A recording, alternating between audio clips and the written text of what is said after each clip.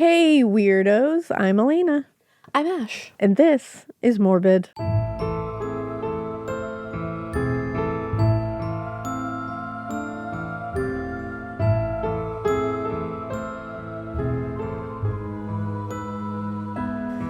Yeah! Morbid. It's a part 2. Part 2, and we're one day closer to a Twilight episode. Yes, which we will desperately need after this. I know, actually, that'll be like perfect. We get a Twilight episode, which will be coming out on the 14th. And 14th, because you guys said if you don't do that Twilight episode that you mentioned, we will revolt in the streets. You guys said you were going to beat us up and twist us upside down and steal our lunch money. Exactly. And we said, don't have to tell me twice. We said, fine.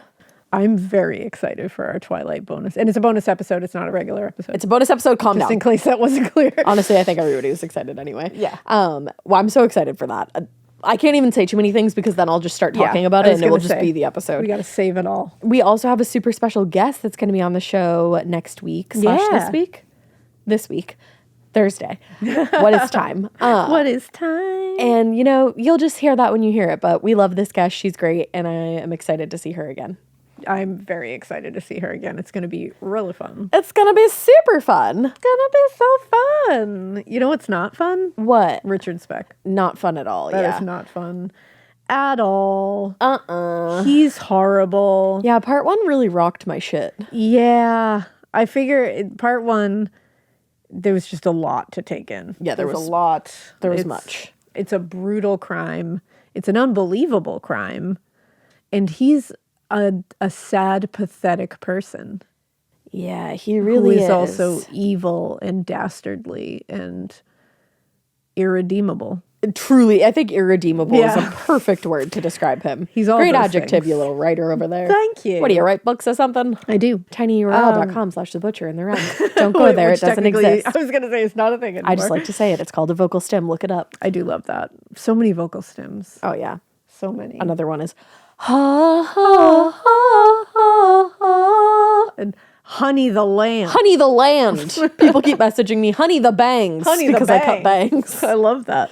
I know. I was like, I don't think we can do Honey the Land merch because it's not our Sylvia's quote. But I was like, could we do like Honey the Land -- Sylvia? -- Sylvia. I like that. In memoriam? In memoriam of Silva Brown. Probably not. Silva Brown. Silva Brown. Silva Brown. It's just, that's how you say it quick. Silva Brown. Silva Brown. Silva Brown. I don't think we can do that. But no, but we can keep saying it. But we'll continue to say it. And you guys can keep saying it because it's funny. I might put that on my grave someday. Honey the Land. Honey the grave. I say it about everything now. Yeah, you gotta. So when we left you in Part 1, Richard Speck had done some awful shit. Yeah. He had killed these women, by the way, were like between the ages of like 21 and 23. Yeah, they're I think they super were young. Their careers are just starting. Right before graduation, too. They were like Really? months away, like weeks away. And to think all the work that they had put into that.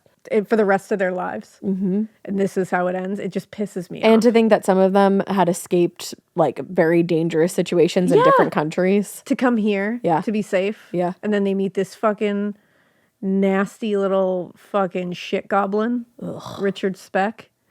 Like, he's so gross. So when we last left you, that's what happened. They had, though, ended up finding a lead through like a very interesting little avenue of like having to take some resources from different parts that were not just the direct Chicago Police Department. Very boots on the ground. Very boots on the ground. Boots. Very boots on the ground. And it was the robbery squad that was the one that ended up having the kooky contacts to make this happen. Not the kooky contacts. And it was also people not taking out the trash, which is pretty sick. That is take out iconic. your trash. That happens so frequently. Yeah. I never know when they are going to take my trash. If you question, if you're sitting there and your gut says, you know what, I don't feel like taking out that trash today. Don't do it. Because There's I a think it's reason. telling you something. Everything happens for a reason. Yeah. And they had, through this whole little process of, going to this mechanic who deals with a lot of petty criminals and then finding out that this guy had been in there who was a dick face to him and had left 2 of his bags there. They were able to follow that to the NMU, which is a union for like people who work on like ships and boats and shit, and they can get them assignments and jobs. They ended up going there. the administrator there was like, oh yeah, I think I remember a guy like that. We'd sent him on a job. He didn't get it. He was pissed. He wrote down all of his fucking information. Here and it I is. crumpled it up and put it in the trash because he was a piece of shit and What an didn't deserve a idiot. goddamn job to begin with. I know. I love that he didn't even get a He job. just threw that shit right in the trash. And then he was able to pick up that crumpled piece of paper and say, well, actually, his name is Richard B. Speck, and here's a direct line to his sister Carolyn, who he is living with currently. Hey. Poor And Carolyn. we told you that Carolyn was the one, I don't know. She's his big sister. I don't know. What happened? But she just, she's trying to, she took him in. She was trying to help him out. Don't make me mad at Carolyn. And just, I think she wanted him to be a better person than She had blinders on. I think she had a lot of blinders on. So he's living there right now. He's currently drinking. He's still getting into trouble. He had promised her he was going to be a better person, and he just wasn't.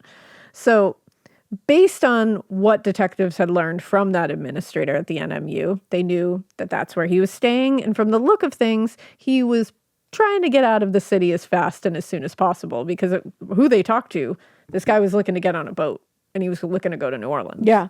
It certainly helped that they now had a name to go with the detailed description from Cora, and now the sketch made by a police sketch artist. But they still had to tread carefully when it came to releasing this information to the press. Now, earlier that year, the U.S. Supreme Court's decision in Miranda versus Arizona, you might know it. I think I've heard of it. It had cast a spotlight on police abuses of power during criminal interviewing, and both the district attorney and investigators on the case worried that if they posted the sketch in the paper or mentioned Speck by name, that might be cause for the case to be completely thrown out in court. Yeah, because they just hadn't that's nailed him scary. yet. What they needed was some piece of evidence that conclusively connected Speck to the murders and made him an irrefutable suspect. Now, at the NMU office, investigators decided to set a trap to try to lure Speck to the officer where they could take him into custody. Okay. The administrator placed a call to Carolyn's apartment, his big sister, where they spoke to her husband, who informed them that he hadn't seen Richard all day. Okay. The administrator asked the man to relay a message to Richard, telling him they had a job for him on the Sinclair Great Lakes, but they needed him to come into the office as soon as possible. Smart. So the trap is laid, and a large number of undercover officers waited in the NMU office, posing as sailors. I love a trap. And they waited anxiously for their suspect to arrive. Because they knew that he's probably their guy. Yeah, I mean, everything is lining up Yeah. too perfectly. Now, while detectives worked to lure Speck into the NMU office, analysts at the Chicago Police Department have been doing their best to track down Speck's fingerprints. If they were able to find a set of prints, they hoped they could match them to the prints found in the townhouse, and that would allow them to publicly identify him as a suspect and release his name in the sketch. Yeah. As luck would have it, the FBI headquarters that Speck's prints were on file from an earlier arrest in Texas, so they already had them. But in a time before fax machines and email, the only way to get the prints from Washington, travel. D.C. to Chicago was either drive them or send them by air. Oh, man. At the time, there was an ongoing airline strike across the country, and flights out of D.C. were grounded until further notice, putting investigators in a pretty tough pickle. Yeah. Back at the NMU office, the phone rang just a little after 5 p.m., and when the administrator answered, it was Richard Speck calling about the job. Oh, God. This man just murdered 8 women, and now he's like, a job, you say? Thanks. I'm getting out of here. The man reiterated the details. It was a last-minute job in the Sinclair Great Lakes, and if Speck wanted the work, he needed to come down to the office that afternoon and get the assignment. Speck told the man he'd take the job and promise he'd be there soon, but hours passed, and he didn't show up. After several hours, it occurred to investigators that Speck might be onto their plan. Oh, shit. In fact, when he spoke to the man from the NMU, the administrator told Speck the job was on the Sinclair Great Lakes, the exact name of the ship Speck had been previously assigned to and was passed over for someone else. If he had caught the name, he probably would have known that that ship already left port, Y'all. which would have been a strong indication that this was a trap. That's not a good way Use to a lay different your ship. trap. Use a different ship. You have to have everything planned out. So now certain that Speck was on to them, Chicago officers and detectives spread out across the city again, this time with a clear understanding of who they were looking for. The problem was, though, that with the ongoing protests and the general policing that was occurring at the same time, messages and alerts didn't always get relayed. Case in point, in the early evening of July 16th, 2 beat cops received a call from dispatch about a man at a local hotel with a gun. The officers arrived at the hotel and were told by the front desk clerk that the room was registered to a David Staten. But when they went up to the room, the man inside identified himself as Richard Speck.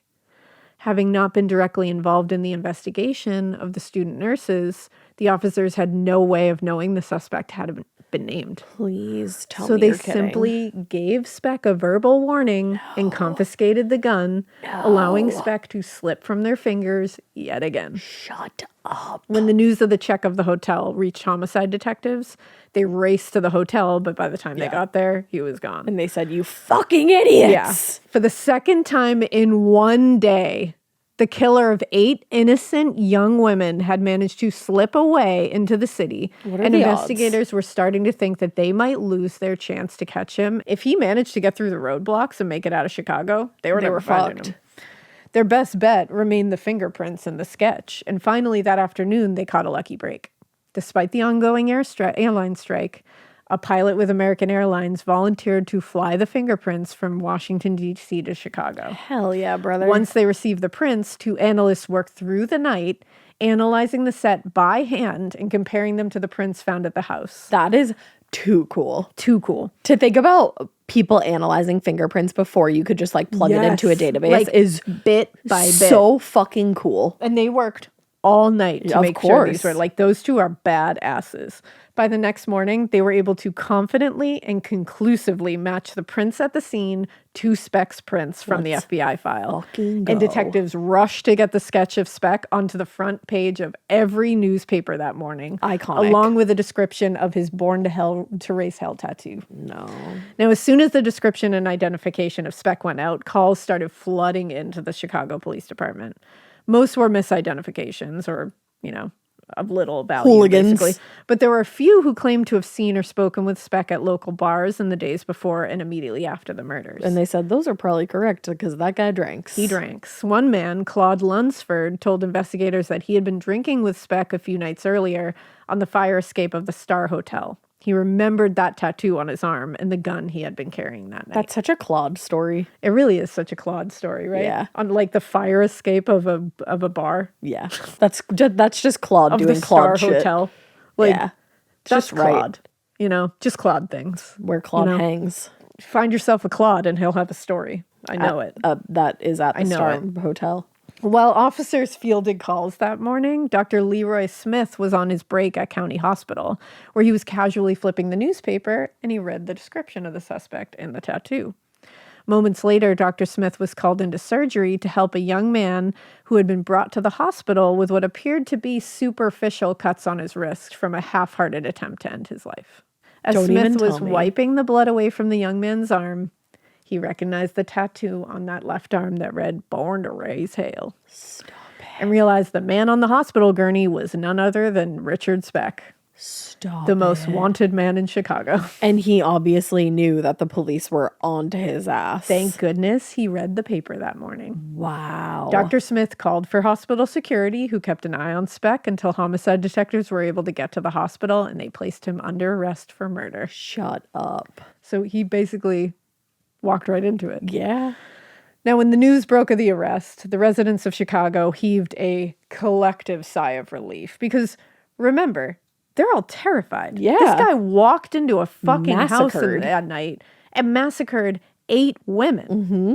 Like, yeah, come on. It's shocking, like absolutely shocking to me that he had never murdered before. They're all terrified. And think about Cora. Cora's fucking terrified. She's the only one that survived. She's sitting there being like, is he going to come find me? And that's the thing. He's seen her face. Yeah. Sergeant John Griffith told press immediately after he was taken into custody at the hospital, there's no doubt that this is Speck.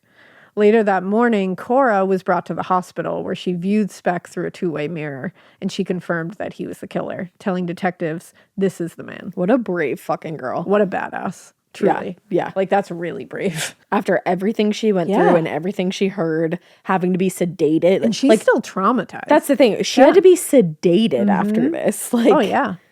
Now, in their press conference following the positive identification, Police Superintendent O.W. Wilson said, "I feel we have enough evidence to convict him. We have physical evidence placing him in the building, and we have positive identification from an intended victim. As far as I'm concerned, there's no question but that this is the man." More positive identifications followed, including those from the National Maritime Union and various bars and hotels where Richard had been seen before and after the murders occurred. Okay. The next day, July 18th, Speck was arraigned for the murders, but the prosecutor was hesitant to rush the case to a grand jury.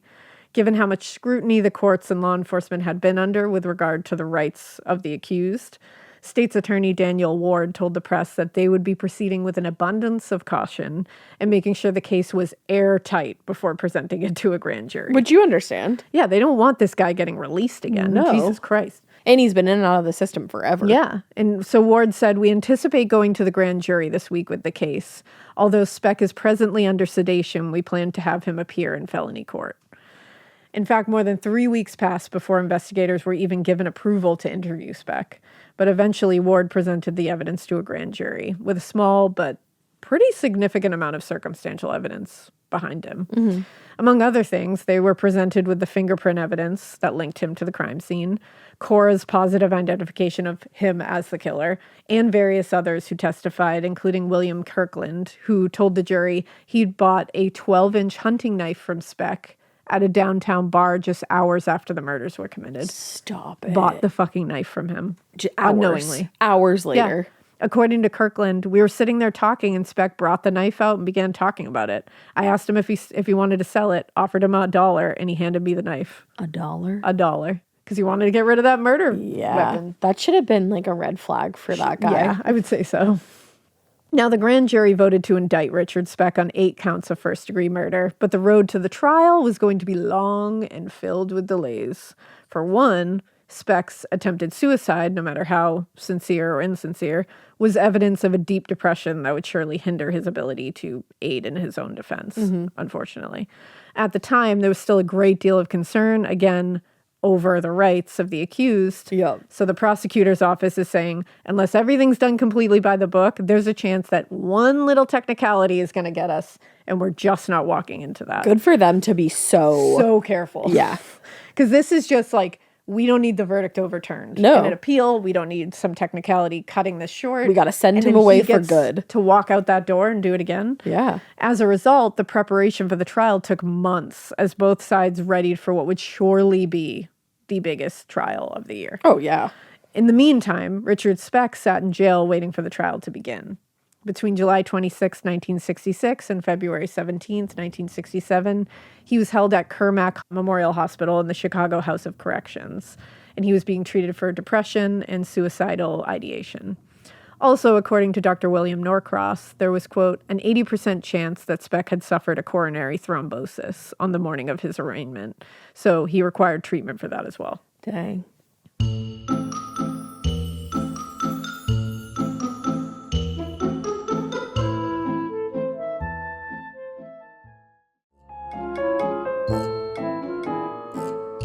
During this time, he participated in twice weekly sessions with a psychiatrist, Dr. Marvin Zaporin, who would go on to write a book about his experience with Speck. Oh, isn't that very against everything? Isn't that very against everything? Do you know what I mean? Like HIPAA? Yeah, I'm sure. But maybe do criminals not get HIPAA? Do you not get HIPAA? Hey, criminals! Do you get HIPAA? Criminals, you got HIPAA? No, but like, you know what I'm saying? Because I know that like when you're a criminal and you write a book, you can't profit off of it. Like when you're like a killer. That's like a newer I know that's law. newer. So I said that's so rude. I was like, I know that's newer. I know that. But no, damn. I'm like the psychiatrist writing about it. Isn't that like, no, isn't that bad news bears? I think they have to still maintain anonymity when it comes to the person that they were treating, but they can talk about their experiences without naming them. Okay. I'm fairly And then everybody certain. will just know that it's that person. And everybody will know, but like... Interesting. I mean, I guess he can't sue you. It's one of those things, Or can he? you know? So many legal questions. Spoiler alert, he's dead now, so Okay. he's not doing shit. All right. Except rotting wherever he is. Good. Maybe that's it. Maybe that's what it is. All right. Anyway, so he sorry, I got caught up in the minutiae. Yeah, it's cool. But he wrote a book, and he said later, yes, Speck was suicidal. He was emotionally unstable, impulsive, and depressive. In his early sessions, he noted that Speck's mood changed constantly through their meetings and was, quote, never the same for more than 2 or 3 minutes at a time. Wow, that's horrifying. Scary.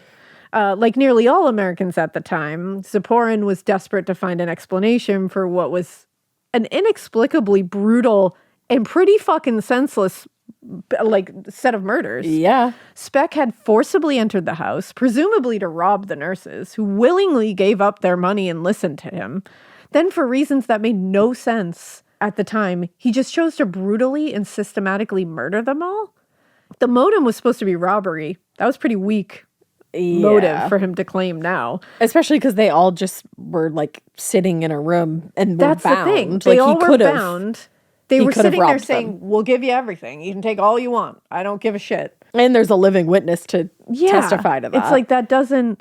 And so it's after they cooperated, why he would murder them and so brutally is beyond comprehension, truly. Absolutely it is. But Ziporyn spent months digging deep into Speck's psyche, looking for the key that would explain his actions. And there was a great deal of talk about his upbringing, the death of his father, the abuse he suffered at the hands of his stepfather, of course. Yeah. There was also the discovery that as a teenager, he might have suffered a head injury at the hands of a police officer when he was 16 years old. There it is. That's also really bad timing for the police. Yeah, that he told Ziporyn, I was fighting this kid. I had him on the ground, really giving it to him, and a cop came to break it up. He broke it up, okay? Cracked my head with his club till he knocked me out clean.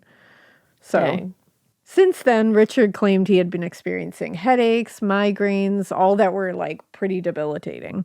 And he said he often blacked out and would awaken hours later with no memory of what had happened, which I said, wow, convenient. So yeah, here's the thing. Did that happen, or did he look at the social climate and say, hey, I've been affected by big old policemen too. Yeah, and hey, they're the reason I did this. I just blacked out. Sometimes I close my eyes and I don't know what happened. It's crazy. It's a little too convenient. And just for good measure, Speck also included a story about falling out of a tree when he was 6 years old and sustaining a similar head injury. So he's bopping his head all over the place. He's like, I don't even, what, head?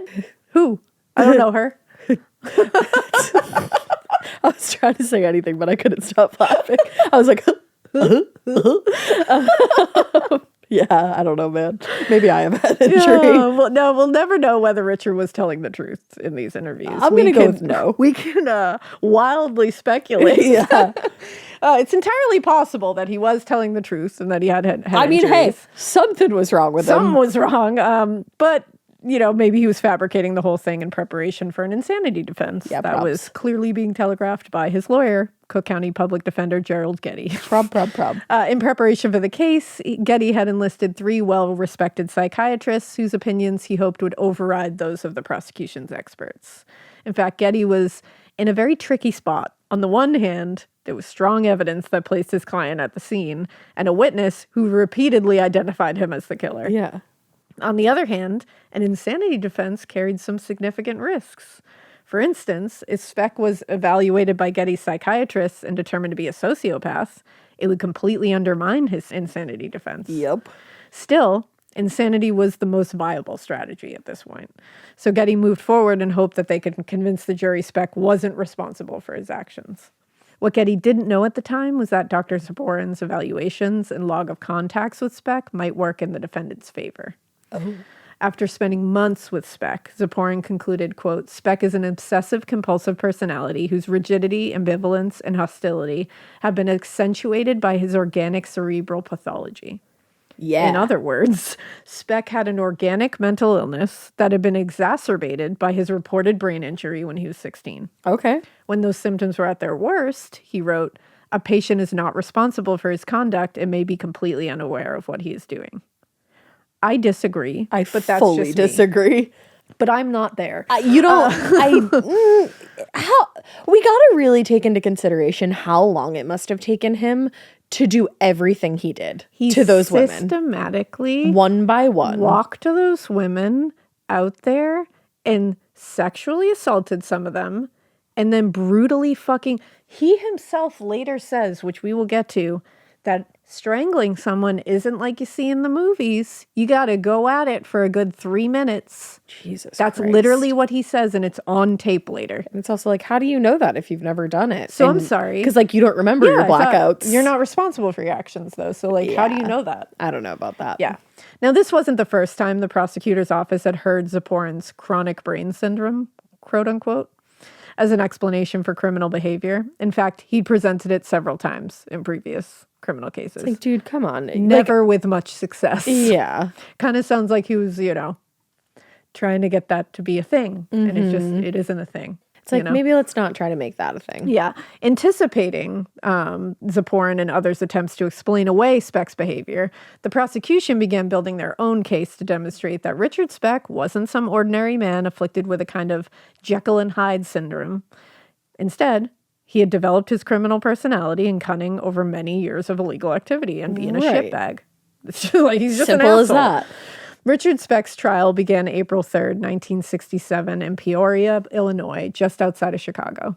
In his opening statements to the jury, prosecutor William Martin detailed the carnage that unfolded in the townhouse on the night of July 13, including 8 murders, robbery, and sexual assault, all of which was committed by Richard Speck, all alone. At no time did any of the victims attempt to fight or resist Speck, and because they were bound. Yeah. And in fact, they willingly handed over whatever valuables they had in order to cooperate and get him to leave. But Speck didn't leave. Martin reminded the jury he chose instead to brutally stab, slash, and strangle everyone in that house in order to cover his tracks and get away with his crime, which also means he's sane, everybody. He literally did it to not leave a witness so he could get away with it. And then also sold the knife afterwards, which Exactly. shows that he was trying to get rid of the murder weapon. Like, hello. And Martin argued, that's the behavior of a man who knew exactly what he was doing and exactly what would happen if he was caught. As he wrapped up his opening statements, Martin reminded the jury that his office was asking for the death penalty in this case, as nothing less was appropriate for what he had done. In this scenario, He's an animal. Got it. He is an animal. When it came time for Gerald Getty to present his case, it was as simple a defense as any had ever heard in this courthouse. He said, I don't know, he lost his head. Are you ready? No, probably not. He told the jury, my man didn't do it. No. Get that out of here. No. My man didn't do it. Period? My man didn't do it, period. Now, at some point... He got up there with his whole chest and talking about a massacre. Yeah. Said, my man didn't do it. My man didn't do it. This is just your man now? My man didn't do it. That's a conflict of interest, my guy. Here's the thing. I think at some point it became pretty clear to Getty that the insanity defense was not going to happen and probably very risky. So instead, he just chose the oldest defense in the book, which is, wasn't me. Wasn't me. He said, the theory of the defense is that Speck is not the perpetrator of this crime. The state will have to prove its contention beyond a reasonable doubt. Okay. Bye. The girl who experienced it is right over there and says otherwise. Thanks. Yeah. But his you strategy fucking idiot. Might have been bold, given the evidence. Might have been. But he was right about one thing. It was very much incumbent upon the state to prove its case against Speck, not the other way around. Yeah, that's true. Getty told the jury their evidence will include an eyewitness, and you will have to test whether that witness is an eyewitness. What a douchebag. Which, whoa. Getty's case may have seemed like a big risk, but the fact was the forensic evidence only indicated Richard Speck had been in the house at some point, and not necessarily during the time the women were killed, unfortunately. It was only Cora, her testimony, that identified him as the killer, and by her own admission, she hadn't seen her roommates being murdered. She only saw the killer when he entered the house and tied everyone up. Therefore, it was entirely possible that Cora was mistaken in identifying Speck, or that she was so traumatized by the event that she misremembered the situation entirely. That's what they could have argued. Though. That's what they would have argued. Yeah.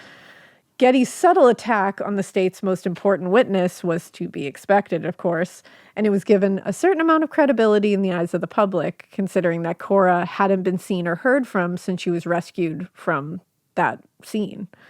In fact, they said we didn't see her in the public, so we don't seen know. her. That would only lead me to believe her more. Yeah. In fact, many reporters and speculators wondered whether Cora was even still in the United States. On the second day of the trial, those questions were put to rest, though, when the prosecution called Cora up to testify. I'm like, oh, racism. Yeah. It turned out that there was a very good reason for her sudden disappearance following the murders. Cora had been placed in witness protection by the prosecution, who worried she might be a flight risk or otherwise too fragile to testify against Speck. Yeah. In the end, Cora proved everyone wrong and ended up being William Martin's single greatest asset. Good. That's a real good for her moment. Good for her. I hate that the public was like, is she even in the United States anymore? Isn't that Go fuck yourself. Isn't that so the public? Is that traumatized girl even in the U.S.? Probably not. Isn't that so the public, though? Yes, it's so the public. Isn't that so not the public? Not the public listening right now, no, but like the other public. Like that's those like people on the internet who are like, like those are people before the internet. And I gotta tell you, that's what you all sound like. Like if you're listening right now and you're not our public and you're a that's what you sound like.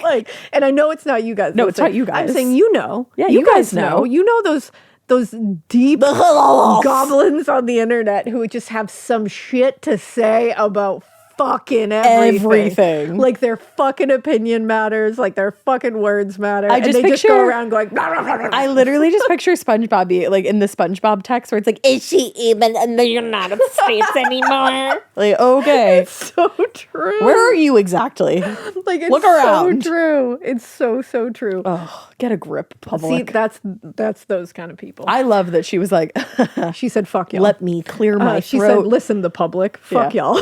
Good. Now, over the course of several hours, Cora answered a seemingly endless barrage of questions and detailed precisely what she'd seen and heard on the nights of the murders, during which she frequently paused to compose herself, but never broke down. Good for her. During the course of her testimony, she described the killer's appearance, the fact that he smelled of alcohol because he's a nasty-ass drunk, and even provided detailed descriptions of the knife and gun that were nearly an exact match. Wow. Finally, when Martin asked whether the man who committed the murders was in the courtroom, Cora rose from the witness stand, walked over to the defense's table, standing only about a foot in front of him. She extended her arm and pointed directly in Speck's face. The wham that my body just did. Nearly touching his nasty little fucking nose. She said, not only am I in the U.S., you fucking I'm right assholes. here, bitch. I'm like a millimeter away from him. Ooh, I am still whomming. And she said loud enough for the whole court to hear, this is the man. Oh, honey. This is the man. They love to doubt a woman. And Cora, a woman loves to fuck him up. Y'all. Fuck y'all. Oh, good for her. That is, Cora said, bitch, enough can't be said. Please. Enough can't be said about the fucking survivor she is. She did that Truly. for every single one of her friends and sisters and I'm like, classmates. I have goosebumps. No, I'm still whomming. It's I've insane. read this a few times. I have fucking goosebumps. That man, we really need to sit with this for a second. That man broke into her house. She was the one who was at the door, right? She was in bed, heard a knock on the door. He knocked on the fucking door. He knocked on the door. He shoved opens his the door way with a in. gun in her face. He gets her into they all run into a closet to hide. He somehow convinces them to come out, ties her and her friends up. Systematically, she can hear them being sexually assaulted, strangled, stabbed over and over again. And she hides underneath the bed for hours and hours and hours and hours, then comes out to that carnage and lives to tell the fucking tale, stays in the United States, which everybody was so fucking doubtful about, and then goes into the courtroom and relives all of that. To relive all of that and then walk right up to that fucking table. Literally. The snaps can't be fucking snapped enough. To saunter up to that fucking table, nearly touch the tip of that little bitch's nose and go, that's the him. man. She said, you didn't get me. She said, really, you didn't get any of us. This one bitch. I applaud her. I will applaud her till my dying day. She's everything. She's Cora for life. Yeah, she's everything. And she just said it loud and proud. This Good is for the her. man. Oh.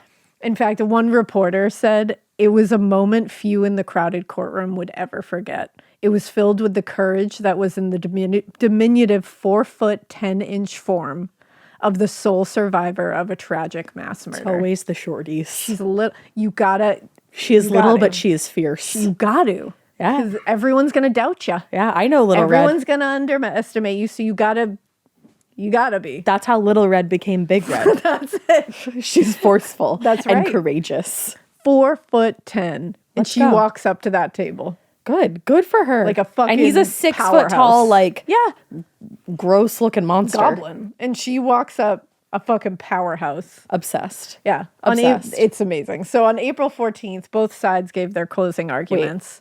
Honey, the Cora. Honey, the Cora. I said, hold on, it came to I was me. like, what? William Martin reminded the jury of all that they'd seen and heard throughout the trial. Details of his long criminal history, his propensity for violence, the irrefutable evidence that's placed him at the scene, and Cora's powerful testimony that identified Richard Speck as the killer. Gerald Getty, on the other hand, restated his argument that Speck had never been at the house on the night of the murders. He said, let me say one more time. Yeah. My man didn't do it. My man didn't do it. That's all. The fingerprints, he argued, were just, too similar to those of two people living in the house to be conclusive. Are you fucking kidding me? FBI analysts literally spent all night hand analyzing those. I'm like, hey, babe, yeah. do you know about fingerprints? Yeah. Oh, and also Speck had an alibi from two customers at a local tavern that placed him somewhere else that night. And you know how credible two customers of a local tavern usually are, Honey, honey, the tavern. And then Getty just said, mistaken Peace. identity. Mistaken identity. He just said, peace. Peace. And also, I'd like you all right now to look up a picture of Richard Speck. I shall. And then I want you to tell me if you could ever mistake that man for someone else. He's pretty fucking distinct. Yeah. He's pretty fucking distinct. Yeah. He's foul. It's pretty distinct. He's heinous.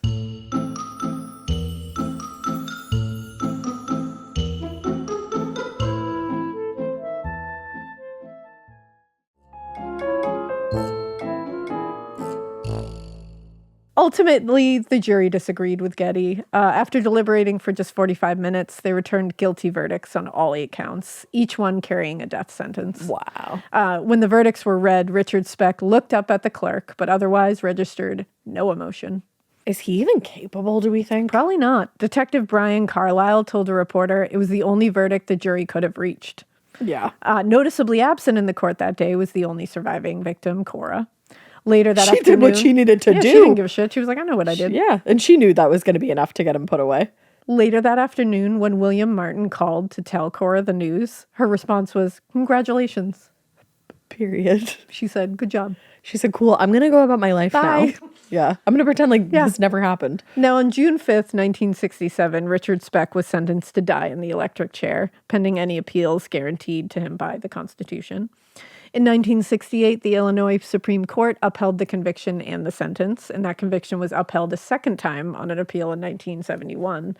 But just 1 year later, the Supreme Court ruled the death penalty was unconstitutional, and in November 1972, a judge in the same county resentenced Richard Speck to between 400 and 1,200 years in prison, I don't know if that's enough. effectively giving him a life sentence I without love when parole. judges get petty like that. That's They're like, okay, delicious. can't sentence you to death. How about a gajillion years? That's very delicious. Yeah, I really like that. that's good. The commutation of Speck's death sentence was a disappointment to some, but the fact remained that he would spend the rest of his life and several other lifetimes behind bars. And yet throughout all of the hearings and appeals, one thing remained unsolved. Speck's motive for the murders. What the fuck? Like, why did he just walk into that house one day? In the years before, Charles Manson and his followers reframed the public's understanding of murder, and before the FBI began researching And serial profiling. murder, leading to, what we understand now about this like horrifying phenomenon. The general public's perception of murder was pretty simple.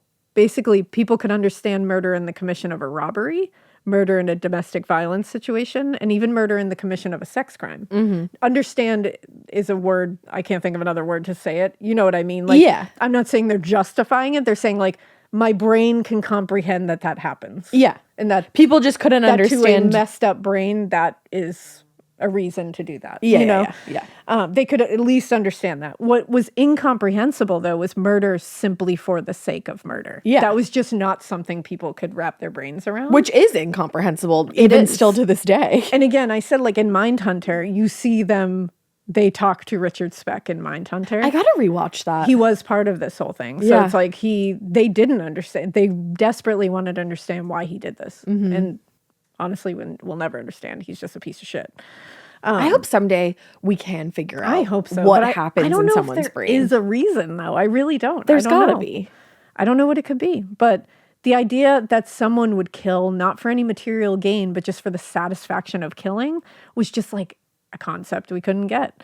Of course, killers like Speck had existed for centuries and, again, always would. But in the American imagination, they'd always been relegated to the pages of fiction, not reality. So it's like this, once it started coming into their regular lives, it was like, what? Yeah, it's confounding.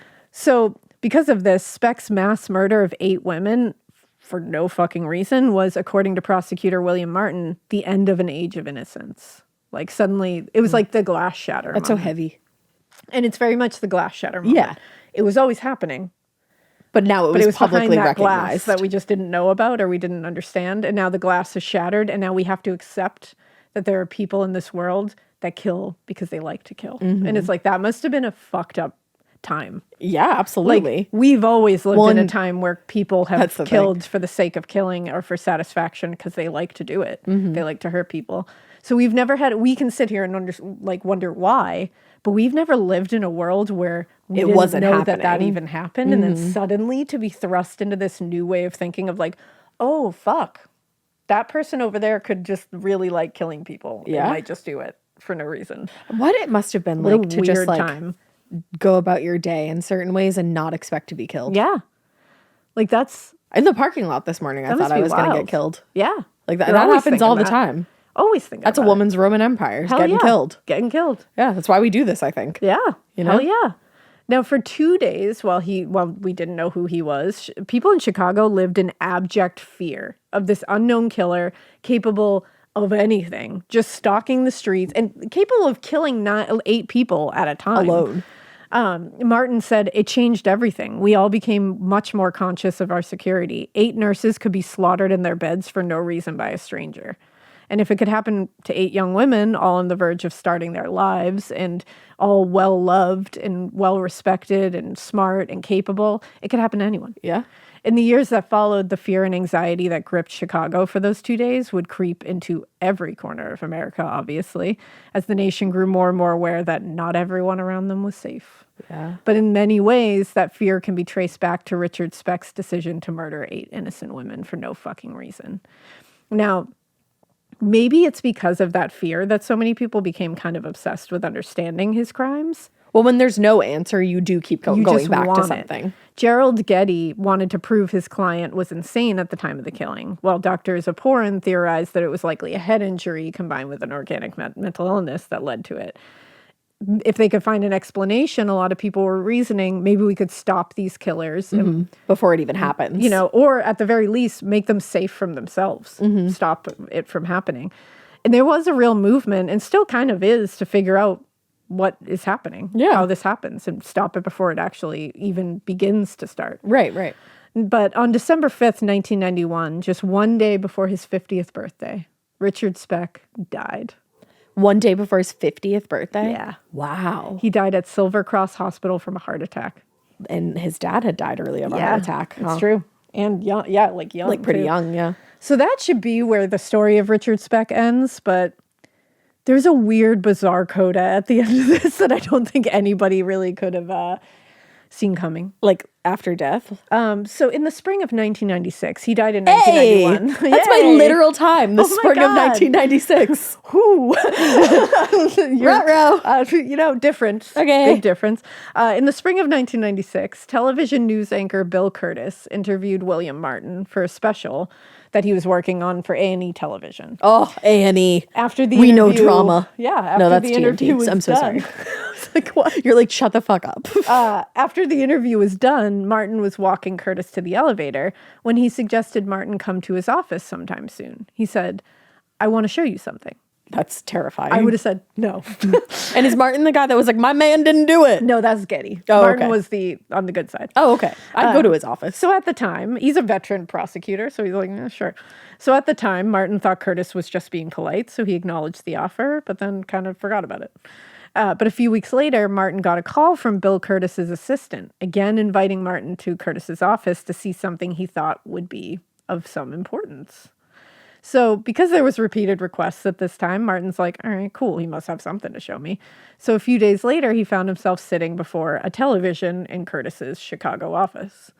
According to Bill Curtis, he had received a videotape from an unnamed lawyer with access to inmates at Stateville Correctional Center, where Richard Speck was serving his sentence. The lawyer claimed that the tapes contained irrefutable evidence of profound corruption and abuse happening in the Illinois prison system, and he wanted Curtis to expose that corruption. Oh, fuck. Bill Curtis was like, fuck yeah, I will.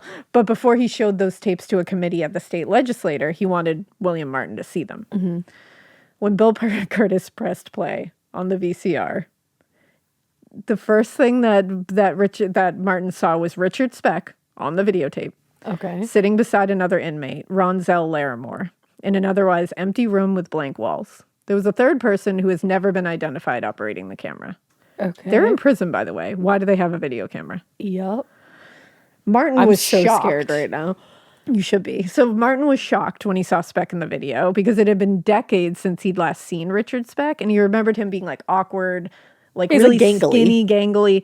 But in the video, Richard was considerably heavier and looked much older than 47 years old. Okay. And he was sporting this like really odd page boy haircut too, and was wearing old paint smeared clothing.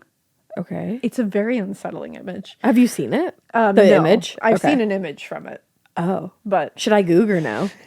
careful when Googling. I Yeah? will give you that. Okay, I'll have you show Everybody me the one careful when image. Googling. Oh, no. The video itself, the fact that unsupervised inmates had access to a video camera in an empty room, Yeah, weird. were surprising to Martin and certainly seemed like evidence of poor prison management right off the bat. But the content of the video was what shocked him the most. In the video, Larimore can be heard interviewing Speck, and it's revealed that the two of them have been in a sexual relationship for many years. Richard is seen on the video performing sex acts and using drugs on camera. They're in prison. Using drugs and perform. So they're making like a sex tape in prison? Yeah. Okay. And he also reveals that he had some kind of hormones smuggled into prison, which he had been taking, and no one had known about it. Okay. And then he goes on to, now this is Richard Speck, he goes on to remove his clothing and can be seen walking back and forth in front of the camera wearing nothing but a pair of women's underwear. Which I assume he's in a men's prison. So Yep. where did he get those? Not real sure. Just before the video ends, the conversation turns to the crimes for which Richard Speck was in there for. Larimore asks, what are you locked up for? And he says 8 counts of murder. And Larimore smiles Ew. and says, did you kill them? And Richard chuckles and says, sure I did. And when he's asked why he did it, which is the question Of a that everyone had been century. asking forever, he does not hesitate even a little. And he says, it just wasn't their night. What the fuck? Isn't that the most chilling thing you've ever heard? Ew. Like the most chilling thing. It just wasn't their night. It just wasn't their night. No hesitation. It just wasn't their night. Like, what the fuck? What does that even mean, dude? What does that even mean? Like, to be so like Horrifying. Is cavalier the right word for that? Yeah. That just popped into my brain. Yeah. It just wasn't their night. And he even asked him like why. He's like, why did you bring a gun and not use it? And he said it makes too much noise. So it was just for like So once intimidation. again, he's proving that he knew exactly And he what he was in planned. there to do. So that whole thing where he was like, because then he says something like, all I wanted to do was burglary. It started off as burglary. No, babe, it you didn't. just kind of showed your ass though, because you said that the gun would be too loud. So you were planning to use it. Yeah. You were planning to use something to hurt them, and you knew the gun would be too loud. That's why you brought the knife. I don't think I will ever forget it just wasn't their night. Yeah, That's like it just wasn't their night. what's her name? Brenda, Oh my God. who said Yeah. I just don't like Mondays. Yep. Like, that's fucked up. And he even says, he talks to him. This is when he says, like, strangle a person. It's not like what you see on TV. About 3 seconds and they're dead. You've got to go at it for 3.5 minutes. It takes a lot of strength. I'm just like, I'm shook right now. Yeah, he's a horrifying human being. So again, up until this point, it had been decades to try to figure out why the fuck he murdered 8 innocent women. And nobody ever really got an answer. And but it was also kind of just right in front of them the whole time. He just wasn't fucked mentally up. ill. He didn't have any neurological disorders that caused him to kill without knowing what he was doing. He was a shitty person, a petty criminal who'd found himself caught in the act of robbery and sexual assault. And instead of going to jail for his crimes, he just decided to wipe out all the witnesses. Yeah. And he went in there thinking, well, maybe I'll kill some people tonight. He just didn't care. Like, it wasn't... and he was pissed off, I think. He was a pissy little bitch. Mm-hmm. And I think he got into moods and he got into rages. And when he got mad... got off the handle. Someone else was going to pay for it. And so I think that was part of it. That's got to be, like... Even though, like, we're saying, like, he's not mentally ill, it has to be some mental illness that we just haven't figured out yet. Yeah. You know what I mean? I don't even know if I want to classify it as a mental illness. I think it's like he's missing something. Yeah. I see what you're saying. A piece of what makes you a human. Yeah. Yeah. Which I think is different from a mental illness. No, I don't think you're wrong. He's missing a fundamental piece of what makes you a human being. I think we just haven't figured out what that piece is yet. I think eventually we will figure out what the pieces are that fundamentally make you a human being and keep your humanity intact. And I think he is missing it, or it's irrevocably broken. Well, I think a lot of it has to do with the brain and like which part of the brains connect and which part of the which pathways are fucked up. And I do feel like if we keep studying the brain, like we'll figure it out. I think, and it's got to be some pathway to like two different parts of the brain that just don't connect. Yeah. Or that maybe two parts of the brain that do connect and aren't supposed to. Yeah. I don't know. It's I hope I'm alive when they figure it out. I know. Because the thing is, like, he was in a fucking frenzied state. Yeah. During this. Like, frenzied. Like, animalistic. Like, blackout. Not blackout, but, like, rage. Wild frenzy. And only because of that, only because he was in such a frenzied, rage-filled, just chaotic state, that's why he failed to notice that one of his intended targets had disappeared and wasn't sitting in the room. Right. And it's only thanks to the bravery of Cora Amurao that Speck was held accountable at all. Yeah. And he even says that in the video, which further goes to show you that Cora is the fucking hero here. Because in the video, they asked him, Larimore asked him, how did it feel after killing all those ladies? That's how he says it. And he says, like I always felt, have no feeling. If you're asking if I felt sorry, no.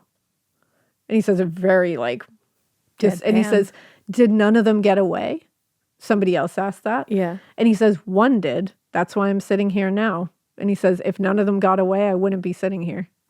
So he unknowingly also just proved that Cora is the fucking badass of the century here. Yeah. And she's the reason he's behind bars. I can't imagine being Cora and hearing that. Yeah.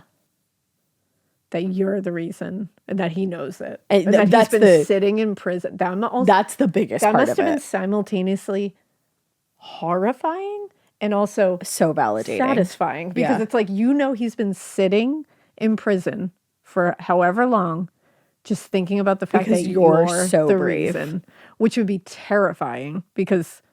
thinking about someone that evil, thinking about you and at all, having any kind of like just vengeful thoughts against you would be horrifying. And just having every single day to sit there in a cell thinking about you. But then also sitting there and being like, and what are you going to do about it? Right. And now you're dead. So that was the end of your life, was sitting there thinking about how I fucked your life up.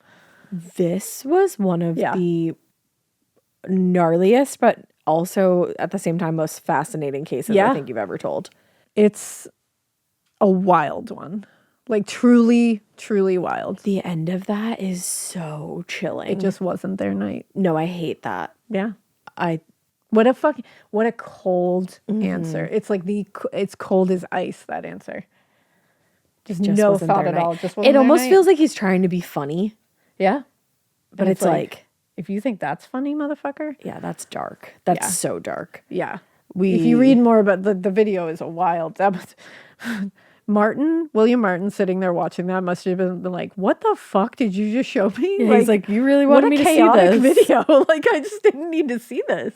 The shit those people must see. And then they have to go home to their families is nuts. Just like, live. Like lawyers, defense Yeah. attorneys, prosecutors, police, like Prison guards. anybody in that field. Yeah, You see the gnarliest shit. it's true. It's wild. Yeah. So Wow.